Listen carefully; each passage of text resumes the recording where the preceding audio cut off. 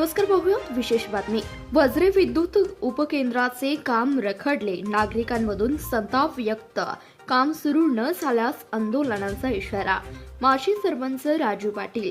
ग्रामीण भागातील सतत होणारे लोड शेडिंग कमी व्हावे व नागरिकांना, विद्यार्थ्यांना, शेतकऱ्यांना होणारा त्रास वाचवण्यासाठी महाराष्ट्र सरकारने ही होणारी गैरसोय लक्षात घेता ठिकठिकाणी उपकेंद्र उभारण्याची योजना सुरू केली व याचाच एक भाग म्हणून वज्रे तालुक्यात सांगोला येथे 3311 केव्ही उपकेंद्राचे काम मंजूर करून कामात सुरुवात झाली, परंतु ठेकेदारांकडून काम रखडल्याने वज्रे, चिंके, बलवडी, नाझरे येथील शेतकरी, विद्यार्थी, व्यावसायिक, नागरिकातून संताप व्यक्त केला जात असून काम लवकर सुरू न झाल्यास आंदोलनाचा इशारा देण्यात आलाय.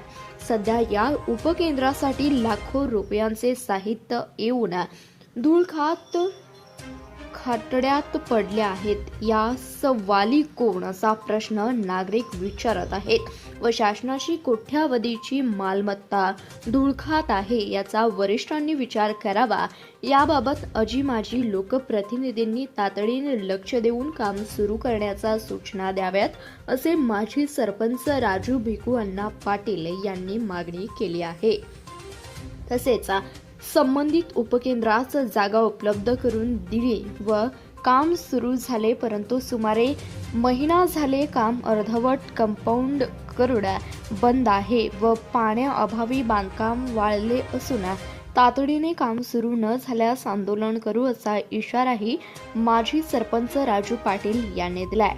वज्रे, बलवडी, चिंके येथील नागरिक, महिला, शेतकरी, विद्यार्थी यांना सुरळीत विद्युत पुरवठा व्हावा म्हणून वज्रे उपकेंद्र आहे व त्यासाठी लागणारे लाखो रुपयांचे साहित्यही आले, परंतु ठेकेदारांचे नियोजन नसल्याने काम बंद आहे व लवकरच सुरू होण्यासाठी त्यांना सूचना देऊ.